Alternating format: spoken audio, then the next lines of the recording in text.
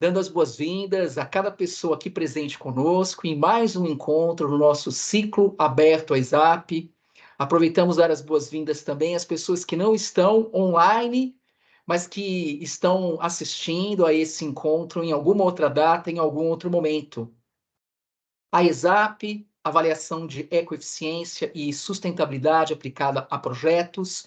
Esse é o nome do nosso projeto de extensão universitária, que é uma ação voluntária de todas as pessoas envolvidas e que nasceu como uma espécie de desdobramento, né, esse projeto de extensão, de uma disciplina que eu venho oferecendo na pós-graduação, no nosso programa de pós-graduação em saneamento, meio ambiente e recursos hídricos, aqui da Escola de Engenharia.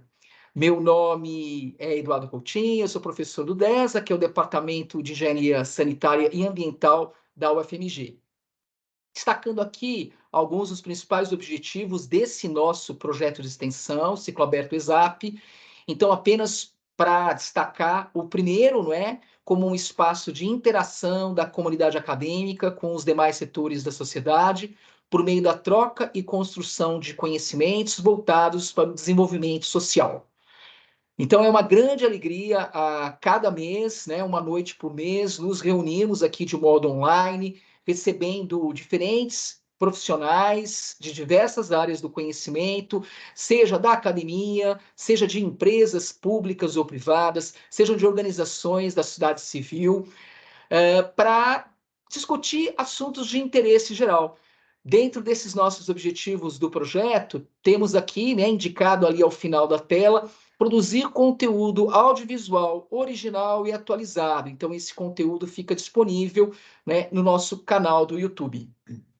Rapidamente, a equipe responsável, aproveito destacar presentes conosco aqui, Lindomar Gonçalves, professor da Unifei, que é a Universidade Federal de Itajubá, e o Nelson Pedroso, que é presidente da AGDS, Associação Global para Desenvolvimento Sustentável. A gente conta com alunas e alunos de graduação e da pós-graduação envolvidos nessa iniciativa.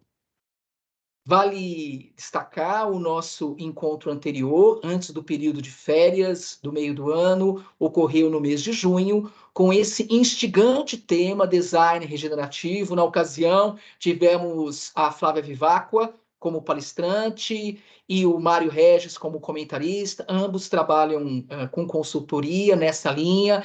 Esse vídeo está disponível em nosso canal de YouTube. Vale a pena reconhecer essa abordagem do design regenerativo.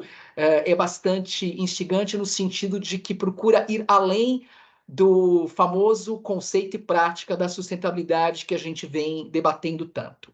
Vale a pena conferir. Como de costume, a cada encontro antecipamos o tema e o convidado do encontro do próximo mês, que vai ocorrer no dia 20 de setembro, a partir das 19 horas. Vocês já estão visualizando, pegada de carbono e descarbonização da economia é um tema muito solicitado pelo pessoal que acompanha o nosso ciclo de encontros. Vamos contar com o Felipe Bittencourt, da We Carbon. Ele é cofundador, né, da empresa que justamente trabalha com estratégias de ecoeficiência nesse contexto de uma economia de baixo carbono. Então, vale a pena reservar na agenda as discussões que traremos para cá no próximo mês. Finalmente, conforme amplamente divulgado, o tema da noite de hoje é geração de eletricidade na região metropolitana de São Paulo. Então, é com uma grande alegria que, novamente aqui, publicamente, agradeço a presença dos nossos dois convidados especiais, Edson Fernandes Camis, como palestrante da Empresa Metropolitana de Água e Energia de São Paulo, e também professor da FGV.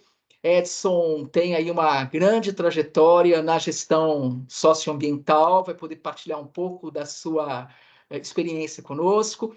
E como comentarista, Daniel Sperandelli, um profissional do setor de energia, né, como engenheiro hídrico, que também vai tecer seus comentários a respeito do tema. Logo mais, dentro de instantes, eu vou passar a palavra, né, e cada um de vocês, antes do início da palavra de vocês, vocês podem fazer uma breve autoapresentação, tá certo? De um modo bem informal.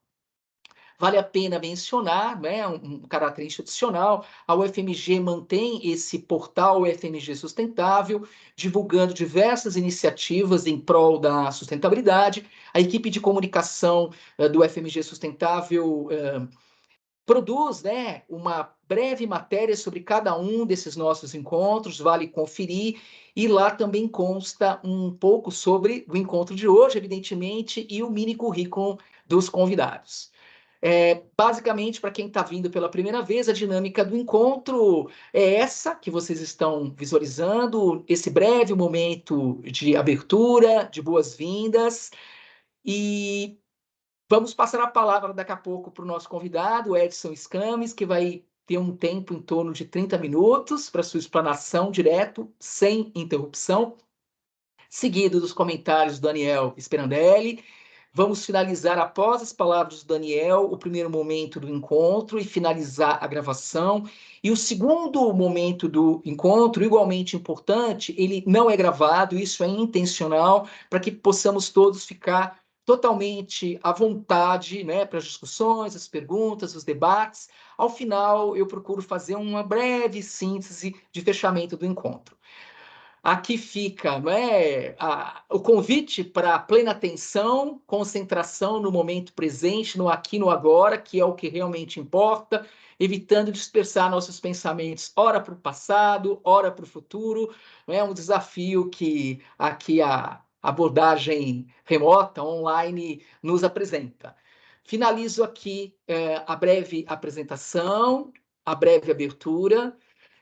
Finalizo o meu compartilhamento de tela e agora passo a palavra para o Edson Scames, novamente com agradecimento. Edson, fique à vontade de fazer uma breve autoapresentação, bem como compartilhar seu material. Agradecido e honrado por participar do evento. Meu nome é Edson Fernando Scames, eu sou arquiteto de formação, mas desde que eu me formei eu tive uma carreira não linear, né? No ano seguinte, já comecei a trabalhar com gestão socioambiental. Foi em 1987, foi na estruturação da Eletropaulo, uma empresa advinda da Light, uma empresa lá do século XIX, chegou aqui no Brasil. E desde então eu trabalho com gestão socioambiental na empresa. Na década de 90 eu aprimorei por meio de cursos lato sensu e ciência ambiental, depois gestão ambiental na USP, e tardiamente, há cerca de aproximadamente 15 anos, eu comecei a ser professor, fiz mestrado e doutorado na Federal do ABC, em energia. Bom, basicamente é isso. Eu também, além de trabalhar como profissional na área, eu também sou professor na FGV atualmente, que é a instituição na qual estou ligado. Mas, enfim, eu adoro esses momentos na qual a gente pode falar um pouco de um tema tão importante que é a geração de energia elétrica na região metropolitana de São Paulo. Eh, eu acho que esse tema, ele deveria ser de domínio de todos. Eu acho que a empresa na qual eu trabalho, ela perde uma grande oportunidade de trazer isso para as pessoas, no final das contas, né. Mas enfim, muito do que eu vou falar aqui está no capítulo 2 da minha dissertação de mestrado. Eu posso até disponibilizar para o Eduardo, se alguém tiver interesse, de uma forma muito mais detalhada. Eu vou falar, assim, quando muito, uma visão geral de 10% de tudo que tem lá. Lá tem muito mais detalhamento e, mais do que isso, tem a bibliografia que eu pesquisei para fazer toda esse trabalho. Bom, quando a gente fala sobre esse tema, a gente tem que falar que no Brasil você teve 3 grandes momentos, né, da eletricidade. Primeiro foi o capital privado ligado à economia cafeeira. O Brasil, uma conquista da segunda revolução industrial foi o eletromagnetismo. E algumas pequenas centrais hidrelétricas no interior do estado de São Paulo, Rio de Janeiro e Minas Gerais foram instaladas quase que concomitantemente ao surgimento dessa forma de geração de eletricidade que acontecia no mundo, foi na vanguarda.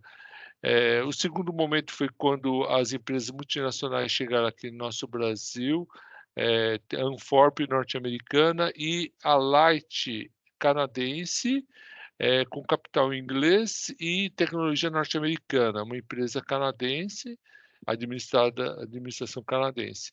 Chegou aqui essa empresa, na verdade, para transporte público urbano, mudar a forma de tração dos bondes, puxado por mulas, para a eletricidade. E assim eles fizeram ali aqui em São Paulo para. Eu sei que a gente está falando aqui numa Universidade Federal de Minas Gerais, mas talvez as pessoas conheçam. São Paulo, tem familiaridade com São Paulo, então vou falar a respeito do bairro da Luz, ali onde tem a Rua das Noivas, Rua São Caetano, onde você tinha uma termoelétrica para o serviço de bonde, que partia da Praça São Bento e ia até o Bom Retiro, que é próximo, foi a primeira linha. Só que concomitante a isso, a Light fez um aproveitamento energético nessa região. O rio mais importante é o Rio Tietê, e o lugar onde você tinha a possibilidade de fazer uma geração de energia elétrica era em Parnaíba, né? Hoje conhecido como cidade de Santana do Paraíba, a usina de Parnaíba e a geração de eletricidade ali, permitindo que o serviço de transporte urbano se expandisse. Era uma empresa de transporte urbano. E aí, de forma agregada, ela fornecia iluminação pública, outros serviços, inclusive para a indústria de eletricidade, mas não era o foco principal, passou a ser ao longo do tempo, né? E aí, Edson, por gentileza, fica à vontade de compartilhar seu material de apresentação, tá bem? eu gosto mais de fazer essa pequena Introdução, apresentação. tranquilo, E tranquilo, siga depois em eu e frente. depois eu prefiro passar a ilustrar com a apresentação, Como né, você julgar melhor. que é uma linha, né, e eu vou fazer dessa maneira, e aí depois eu faço isso, respeitando aí o prazo de aproximadamente 30 minutos, que é até 15 para as daqui a pouco, daqui Com aproximadamente 40 flexibilidade, minutos. Edson, o Tá bom, tempo é uma referência, um indicativo, tá bem? perfeito. Então tá bom. Só para lembrar que quando você faz o aproveitamento energético numa região onde você tem uma sazonalidade bem caracterizada, uma época de estiagem que vai de março até outubro e depois época de cheias, você tem uma indisponibilidade hídrica, né, na época de inverno. E, para tanto, foi feita uma caixa d'água num afluente de um rio que era afluente do Tietê. Então, o rio Guarapiranga ele foi barrado, foi feito um reservatório com a técnica de hidromecanização. Lembrar que lá no final do século XIX você não tinha máquinas pesadas, né? Então, eles fizeram com lama uma contenção do reservatório. A água escoava e virou uma barragem. E assim foi feito a partir de eu sei que em 1906 já estava o reservatório Guarapiranga já estava operando, e ele foi feito com essa finalidade, geração de energia elétrica. Com o passar do tempo, em 1911 já começou a fornecer água para abastecimento, né, que hoje em dia a gente sabe que naturalmente é o principal. Mas enfim, dando um pulo aí, né, então você tinha um reservatório, uma caixa d'água, que era o reservatório Guarapiranga, que você soltava no rio Guarapiranga, que era um contribuinte do Rio Pinheiros, que era um contribuinte do Rio Tietê e gerava energia elétrica. Mas a Light, com a expansão, né, dos seus serviços e cada vez mais o fornecimento de energia elétrica, principalmente para o uso industrial, passou a ganhar destaque. Ela se viu num determinado momento sem ter para onde ampliar sua geração. Outras usinas foram feitas, né, em Sorocaba, em outros lugares também, mas o que era um obstáculo, que era a Serra do Mar, né, para a ocupação do território brasileiro, passou a ser uma oportunidade de geração de energia elétrica, e dessa maneira foi feito o projeto Serra, ou seja, foi feita uma intervenção muito importante nos rios, né, da região metropolitana. O reservatório que foi feito na vertente continental foi o reservatório do Rio Grande, que mais tarde passou a chamar reservatório Miniges, e o reservatório de vertente oceânica de regulação, que era o reservatório Rio das Pedras, na qual tem a barragem que é a estrutura mais bonita da empresa, na minha opinião. E no sopé da serra, aproveitando, portanto, a energia potencial de uma altura de aproximadamente 700 metros, você passou a gerar energia elétrica. E essa energia elétrica é que moldou eh, a cidade de São Paulo e o desenvolvimento do nosso, por que não dizer o desenvolvimento do nosso país durante esse período, né? E assim foi feito o reservatório Bines, eh, e em 10 de outubro de 1926 foi inaugurada a primeira máquina, enfim, eles o que precisou ser feito, né, imagina que o território brasileiro é uma grande bacia larga e rasa, né? E você tem um erguimento do relevo junto à Serra do Mar, formando a Serra do Mar. A maior parte dos rios caminham para o interior do país, né? E não é à toa que a usina de Itaipu, apesar de não ser a maior usina atualmente no mundo, é a que mais tem produtividade de energia, por causa da quantidade de matéria-prima, de água, né? Mas, dessa maneira, o que aconteceu? Foi feito o represamento, a bacia do Alto Tietê, ela foi revertida por meio do canal Pinheiros, que o rio Pinheiros era um rio de meandros, para vocês terem uma ideia, em 25 quilômetros você tinha só aproximadamente 5 metros de desnível, né. É um rio, assim, com as características da maior parte dos rios aqui, da região sudeste e do interior do Brasil, tem pouca declividade, não é. E dessa maneira foi feito. Ele foi transformado num canal, que é um rio em 25 quilômetros, ao invés de um rio de meandros dando curvas, passou a ser um rio largo, com uma profundidade maior e retilíneo, de tal maneira que você conseguia fazer o manejo das águas. E foi invertido o sentido das águas. Ao invés da Serra do Mar para o interior, para o rio Tietê, ele o canal Pinheiros, ele teve a sua reversão para aproveitar toda a água da bacia do Alto Tietê. E mais do que isso, né, lá na década de 50, foi feita a ampliação da usina que era externa e passou a ser subterrânea, e foi feita a reversão também de uma parte do rio Tietê, né, a partir de Pirapora do Bom Jesus. Do ponto de vista de engenharia, foi algo magnífico, do ponto de vista, ambiental, socioambiental, teve consequências importantes, negativas, por causa da falta de saneamento, do planejamento urbano, da forma de, ampliação, né, de crescimento urbano sem controle, baseado em valores de especulação imobiliária e, enfim, né, foi isso que aconteceu. Basicamente foi isso. Eu vou até passar alguns slides aqui para o pessoal se situar um pouco. O discurso é bom, nem sei se online funciona tão bem assim, mas então eu vou passar uma pequena apresentação para vocês e depois eu complemento para o pessoal se situar melhor.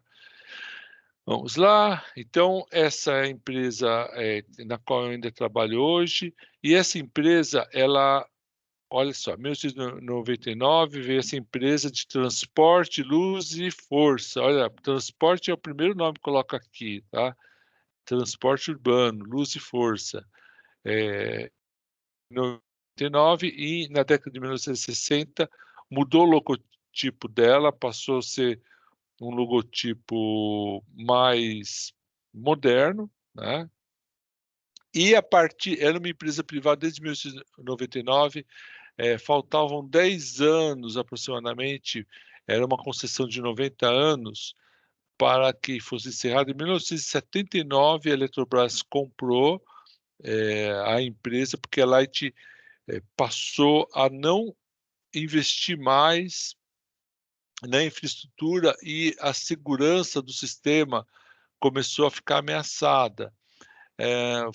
Houve uma crítica enorme, né, da mídia em relação a isso, visto que 10 anos depois eles teriam que entregar concessão, mas foi feito esse investimento por uma questão de estratégia, e de disponibilidade de segurança energética. Bom, essa empresa, em 1981, passou a ser uma empresa de economia mista do estado de São Paulo, e o caminho de volta, né? A partir de 98, ela foi cindida, né? Ela foi dividida em duas distribuidoras que foram privatizadas rapidamente, tanto a Eletropaulo Metropolitana, a região metropolitana de São Paulo, quanto a outra empresa que depois mudou de nome também, mas se chamava Bandeirante, né? E no interior de São Paulo, no litoral também. E a empresa de transmissão de energia, CETEP-ISA atualmente é o nome dela. Essa empresa, ela é a parte de alta tensão de transmissão, e ela foi privatizada posteriormente. E a EMAI, que ainda hoje é uma empresa de economia mista, e o atual governo do Estado de São Paulo tem a intenção de privatizá-la no máximo até o ano que vem, tá? Em 2024, tá bom? Só para vocês terem uma ideia. Qual a atividade principal da empresa? Aqui a gente tem uma foto antiga, né, da Escarpa da Serra do Mar. Aqui embaixo é o município de Cubatão. Aqui é um aqueduto da empresa. Um dos aquedutos passaram a ser 8, eram 10, mas a Serra do Mar tem uma característica natural de escorregamento, né, que foi agravado pela forma antrópica de manejo, que é inadequada, acelerou o escorregamento. Então, houve um deslizamento aqui, posteriormente, uma parte da usina foi soterrada. Eles tiveram que abortar 2 aquedutos aqui, só existem no plano esotérico, né? Foram abortados só 8 aquedutos. E a usina subterrânea foi feita depois com tubo único. Eu posso detalhar isso melhor se tiver oportunidade hoje, ou vocês leem no capítulo 2 da minha dissertação de mestrado. Na década de 1950, depois da implantação completa do projeto Serra, com a usina externa e a usina subterrânea, foi feito montagem de um kit de uma usina em 1954, rapidinho, porque faltava energia. Os jantares eram normalmente românticos, né, à luz de velas, porque faltava energia elétrica à noite. E foi feito com o ciclo Rankine, que é o ciclo da caldeira a vapor, 2 unidades em 1954 e em 1960 mais 2 unidades com maior potência e totalizando 472 megawatts. Uma usina que foi implantada em 1925, antes da implantação do projeto SECA, foi a usina de Rasgão, começou a operar devido à necessidade sem cobertura, para vocês terem uma ideia. E aproveitando aqui, ó, a imagem da usina termoelétrica Piratininga, esse aqui é o final do canal Pinheiros e início do reservatório do Bing, vocês estão percebendo. E aqui você tem uma usina bombeadora, né, elevatória, na qual você bombeia a água do canal Pinheiros para o reservatório do Binigas. No meio do canal Pinheiros você tem outra usina elevatória, que é a usina de Traição, também. Só para vocês saberem, a gente pode falar um pouquinho mais. Subprodutos da atividade principal.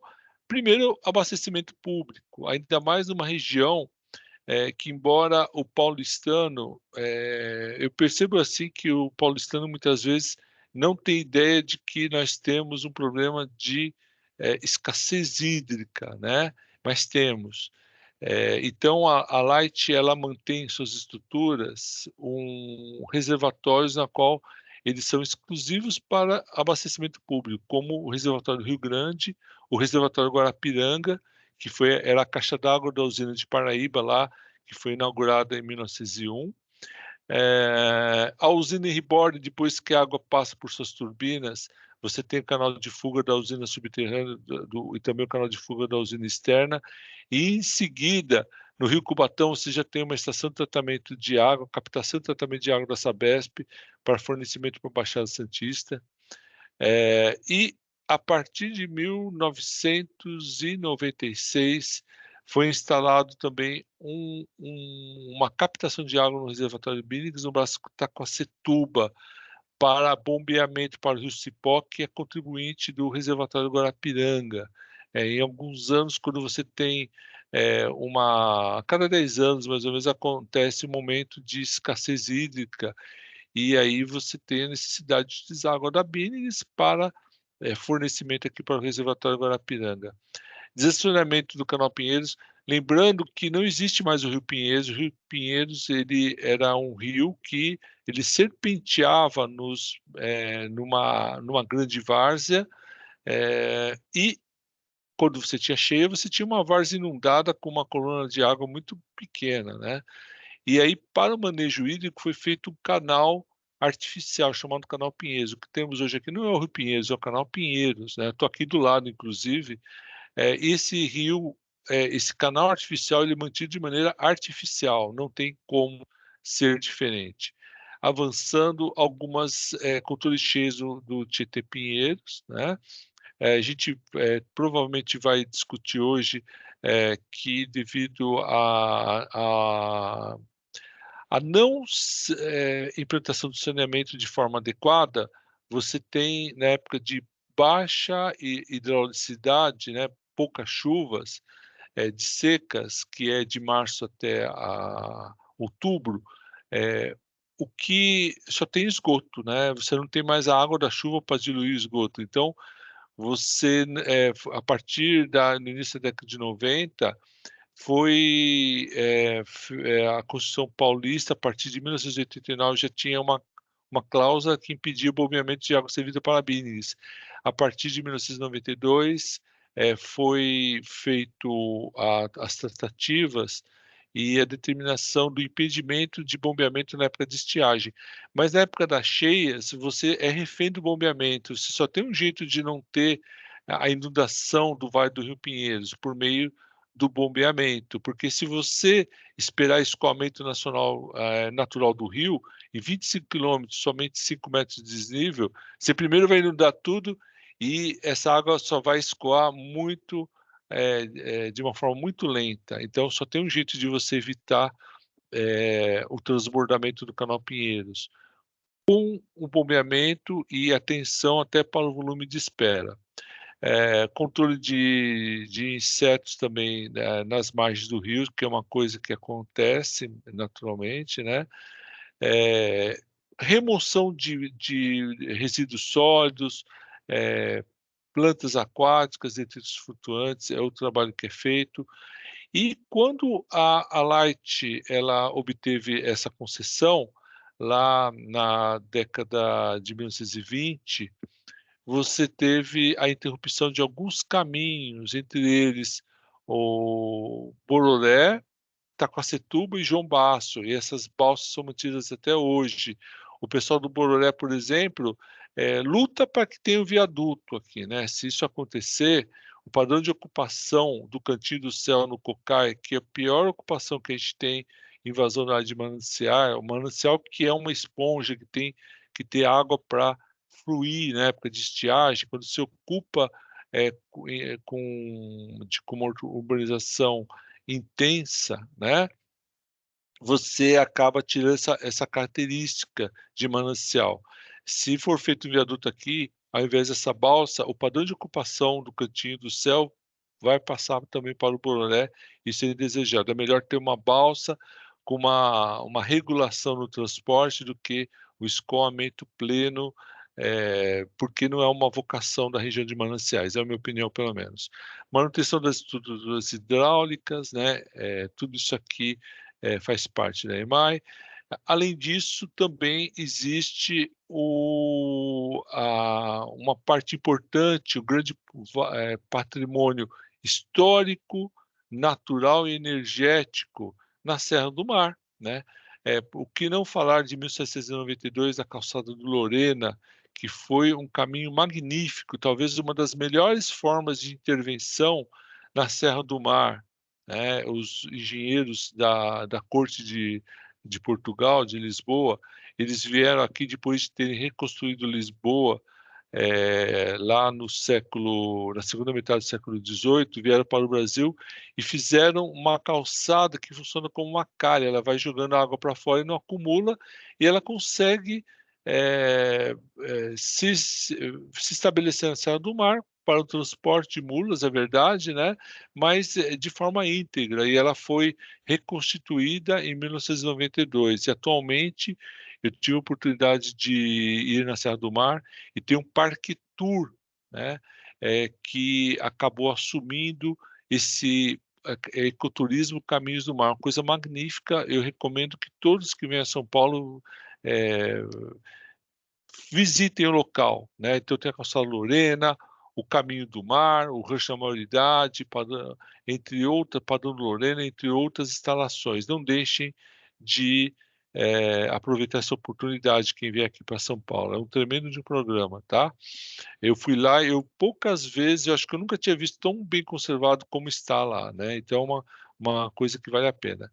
Algumas questões importantes, né, implantação do projeto Serra, para vocês terem uma ideia, a Serra do Mar, o reservatório Guarapiranga, Biniges, o rio Tietê, principal da região, o canal Pinheiros, né, que não é um rio, volto a falar, é um canal artificial que foi feito para o manejo das águas, algumas estruturas que a EMAI fez importantes, né, então, em 1901, a usina de Parnaíba, que depois com a implantação da usina subterrânea na década de 1950, se transformou em uma barragem e também uma, uma barragem e também uma usina elevatória de água do reservatório de Pirapora, tá bom?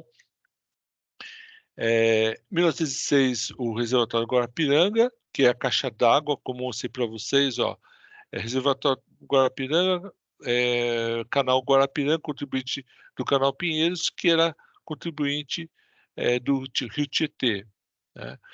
E aí, na sequência, a Light ela foi fazendo, existia a Light Rio e a Light São Paulo. Ela foi, o Vale do Paraíba, ela foi comprando as usinas que estavam estabelecidas, entre as usinas de Isabel e outras mais, né?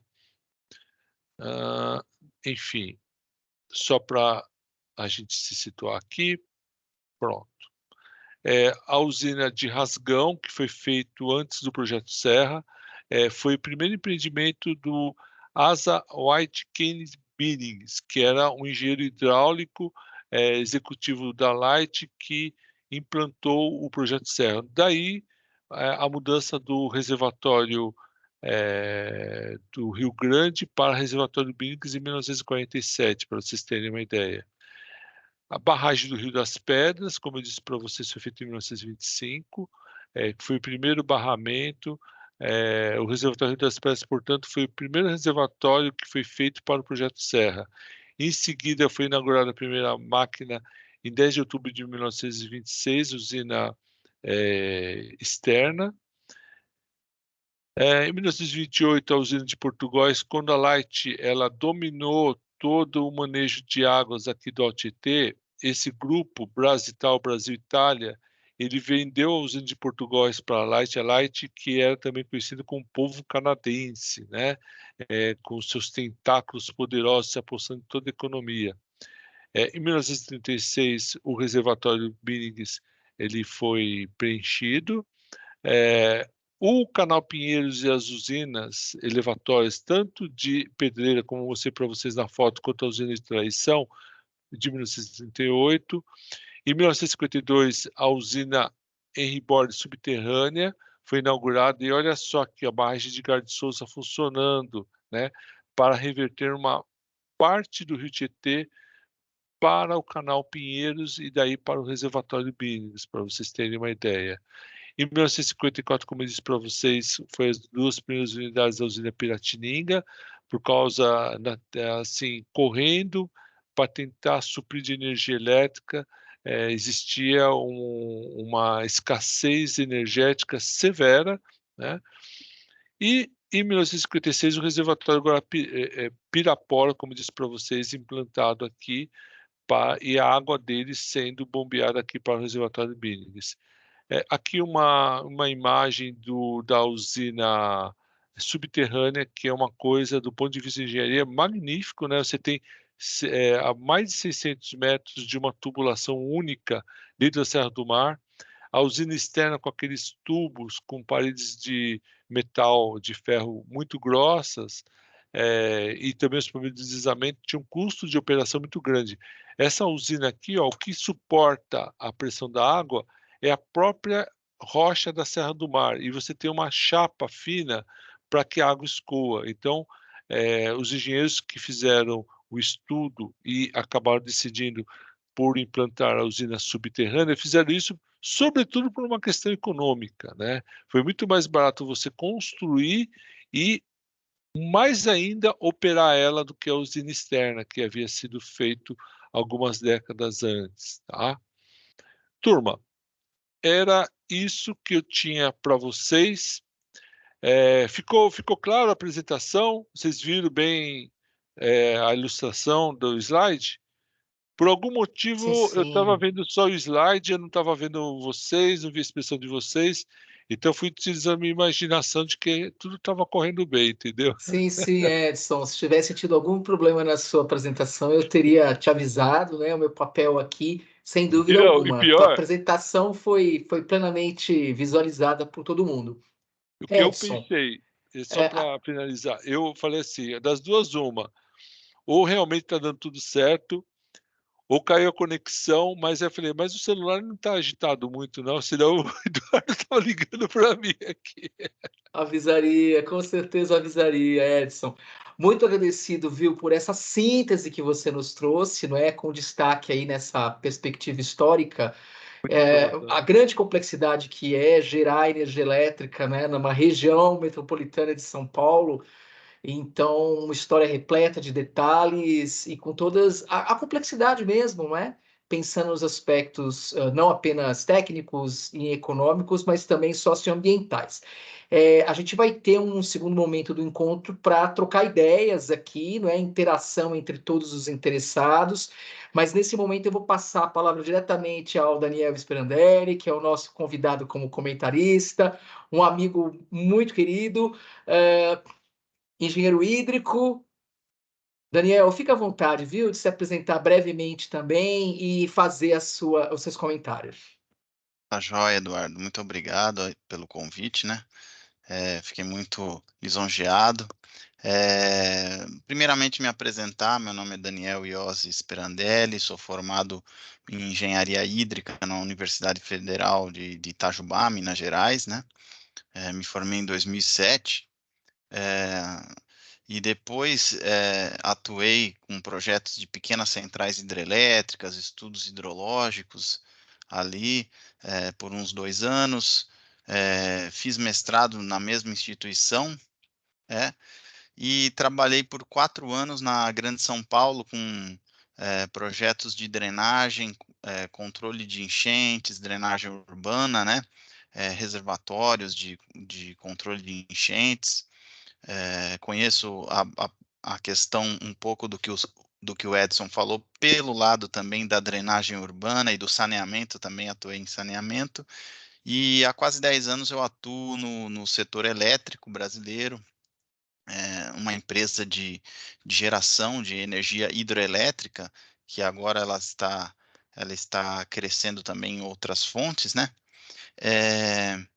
E agora, aproveitando, né, a excelente palestra do Edson, né, até fica pouco acrescentado de tão completa que foi, mas eu, quando atuei em drenagem urbana, eu ministrei uma palestra e peço licença aqui para eu compartilhar minha tela, Eduardo. Perfeito, Eu Daniel. vou Siga em compartilhar aqui frente. a minha tela, Ok, porque, apareceu. Perfeito. deixa eu dar um F5 aqui, um Shift F5 melhor. Vamos ver, não foi. Shift F5 para ficar aqui essa tela inteira aqui, ó. Perfeito. Uma das minhas palestras eu trouxe só para ilustrar, porque o Edson já comentou, né? Esse é o Rio Pinheiros demarcado para retificação. Ele aqui até coloquei uma seta aqui, que o antes, né? Ou seja, o estudante mineiro que aí nos escuta, talvez não esteja familiarizado, né? Então, como o Edson bem falou, ele corria para o interior, e aqui ele está demarcado, né? Já se a construção do canal que o Edson comentou, e com a inversão do fluxo, né? Talvez aqui a data eu obtive na internet, 1930, né? Ainda não tinha feito o canal. E aqui você pode ver o curso original do rio e o curso atual do canal, né? Trouxe isso sem querer fazer uma palestra adicional, mas só porque eu tinha essas imagens, né? E gostaria de mostrar aí para vocês. Deixa eu parar aqui meu compartilhamento. E uma coisa que eu gostaria de passar, talvez é o histórico aí que o Edson mostrou, muito aprofundado e específico na questão de São Paulo, mas o Brasil, na época, entre 1930 e 1980, ele teve um crescimento industrial muito forte, né, uma urbanização muito forte, e o país crescia aí a taxas, crescimento econômico e populacional a taxas altas. E, logicamente, a gente era um país rural, com, e o que a gente poderia fazer para gerar energia? Nós não tínhamos carvão, não tínhamos, à época, ainda petróleo, mas nós tínhamos os rios. Então, essa foi a saída natural encontrada pelos governantes para desenvolver o país, gerar energia. Então, num primeiro momento, foram trazidos engenheiros, empresas do estrangeiro. A regulamentação, se você analisa o Código das Águas de 1934, editado pelo Getúlio Vargas, ele praticamente dá uma preponderância das águas para a geração de energia elétrica. Hoje não, nós temos aí a Lei 9334 de 1997, com usos múltiplos. Isso foi se aprimorando.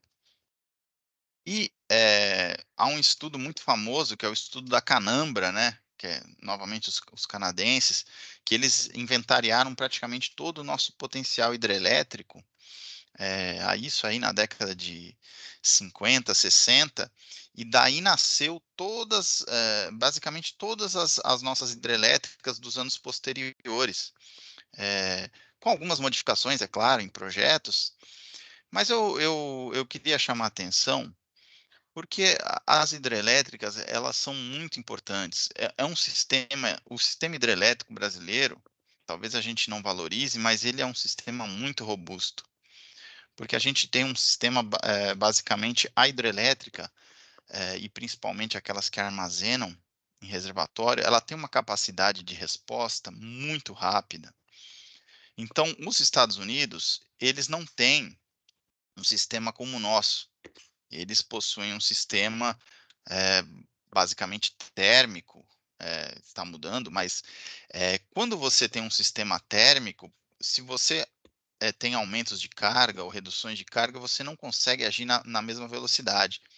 E nós temos usinas hidrelétricas que você vai de 0 a 100, modo de falar, né, em 3 minutos. A turbina pode estar desligada, em 3 minutos a gente está gerando o máximo, né, interconectadas no sistema elétrico brasileiro. E eu gostaria também de falar do Sistema Interligado Nacional, que não é só você gerar energia, mas você tem que transmitir e distribuir, que o Brasil é assim: geração, transmissão, que são as linhas, e distribuição, que é a empresa que chega até a sua casa. Então, numa ponta nós temos as hidrelétricas, as linhas de transmissão, elas interligam todo o país, e olha a vantagem disso, Eduardo, Edson, e o estudante que nos ouve. Se eu tenho uma seca no sul, eu provavelmente vou ter um outro regime hidrológico no norte, e aquela energia excedente eu consigo transferir pelas linhas de transmissão, e o sistema se reequilibra.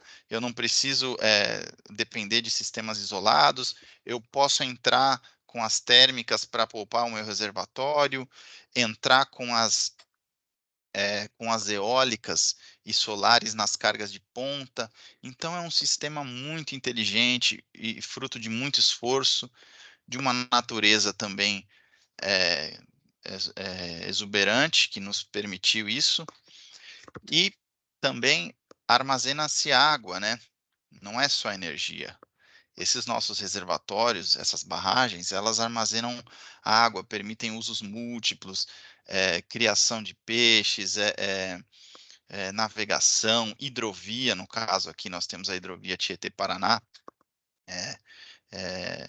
Então, é um sistema, o Sistema Nacional, ele é um sistema muito bom. A gente também tem interligação com outros países, e nós temos que valorizar isso, porque hoje está muito difícil construir hidrelétricas. Nós temos um potencial, é claro que no passado teve toda uma questão fundiária, né? A maneira como isso foi feito, nós tivemos governos de exceção que acabaram expulsando pessoas ou pagando muito pouco, e criou-se aí uma ojeriza às barragens, né? Mas se elas forem feitas com devido cuidado, responsabilidade social, que é o que tem sido feito, é um sistema muito interessante. O Brasil ainda tem bastante potencial hidrelétrico. No caso, nós temos rios amazônicos, ainda temos isso. E diferenciar para o colega, para o estudante que nos está escutando, que as barragens hidrelétricas, elas são construções totalmente diferentes de outros tipos de barragem, por exemplo, para rejeitos. Então, embora hoje exista aí a questão das barragens que romperam, mas isso não é o caso das hidrelétricas, porque as hidrelétricas são projetadas, feitas com material de qualidade, concreto, temos vertedouros, filtro dentro das barragens, é totalmente outro projeto, né? Amortecimento de enchentes, como bem falou aí o Edson. Então, a barragem hidrelétrica ela é bem segura, ela é confiável. Logicamente, não existe forma de gerar energia sem impacto. Não existe. Praticamente tudo existe um impacto. Você tem que gerenciar esse impacto. Mas é esse recado para o estudante que eu gostaria de transmitir, né? Que nós temos um sistema elétrico bom, o Brasil tem ainda potencial, e as hidrelétricas, no fim das contas, já se está percebendo que ela é uma vantagem. Era isso que eu queria falar, né? Não sei se ultrapassei meu tempo, mas estou à disposição, inclusive, Eduardo, para fazer uma palestra sobre drenagem urbana no ciclo do AESAP. Já faz alguns anos que eu não atuo, mas ainda lembro muito da... Muito bom, Daniel, muito bom, Daniel. Agradecido pelas suas excelentes considerações, não é? Em caráter complementar à explanação do Edson. Justamente quando o Edson e eu nos alinhamos, né, que o Edson definiu aí o tema, não é, a ser apresentado, a primeira pessoa que me ocorreu foi você, justamente, Daniel, porque você sempre teve interesse sobre esses aspectos históricos ligados a recursos hídricos, não é? Desde a época em que nos conhecemos e que nos tornamos amigos no nosso mestrado em Itajubá, não é? Você sempre teve, não é, como um entusiasta, não é, esses aspectos históricos. E assim, sem dúvida alguma, Edson, você trouxe em destaque para a gente o projeto Serra, como estava previsto, não é? Mas falou sobre os antecedentes ao projeto Serra, né? E também nos trouxe algumas informações aí a respeito de como está atualmente, né? Então, assim, dentro da ideia dos nossos encontros, que é justamente trazer algum caso de estudo, algum estudo de caso, então, região metropolitana de São Paulo, né? E que representa aí uma referência, como você mesmo trouxe, né, Edson? É um grande patrimônio, então, um grande projeto de engenharia. Né? Se a gente pensa no complexo Henry Borden, né? Quer dizer, um grande patrimônio histórico também, energético. E, assim, a gente tem bastante coisa para conversar no segundo momento desse encontro, né? A gente pode encerrar esse primeiro momento aqui, que é gravado. Novamente, a gente agradece a presença das pessoas aqui online conosco, as pessoas que estão nos assistindo em outra ocasião, vídeo gravado, né, disponibilizado no YouTube. Igualmente importante, a gente vai dar início agora ao nosso bate-papo, né, para aprofundar alguns aspectos importantes, né?